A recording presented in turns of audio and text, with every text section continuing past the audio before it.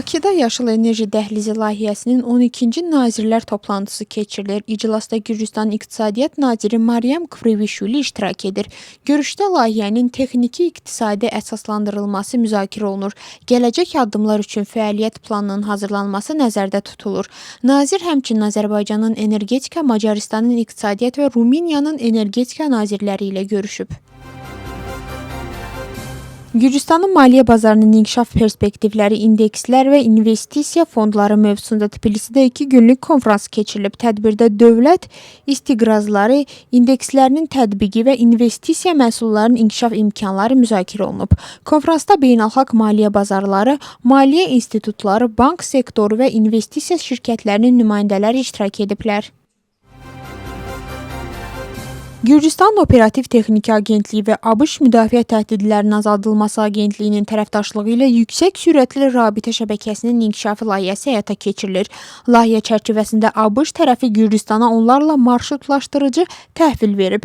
Dövlət sərhədinin bir neçə hissəsində isə artıq optik lifli şəbəkə infrastrukturu qurulub.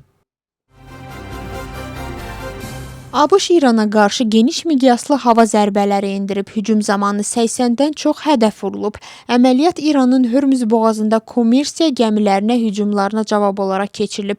Buna cavab olaraq İran İslam İnqilabi Keşikçiləri Korpusu Bəhreyn və Küveytdə yerləşən ABŞ-ın 85 hərbi obyektinə zərbələr endirdiyi açıqlanıb. Tehran bunu ABŞ-ın atəşkəs razılaşmasını pozmasına cavab adlandırıb. ABŞ İran neftinə qarşı sanksiyaları yenidən bərpa edib. Qərar İranın Hörmüz boğazında neft tankerlərinə hücumundan sonra qəbul olunub. Dünya bazarında neftin qiyməti 5%-dən çox artıb.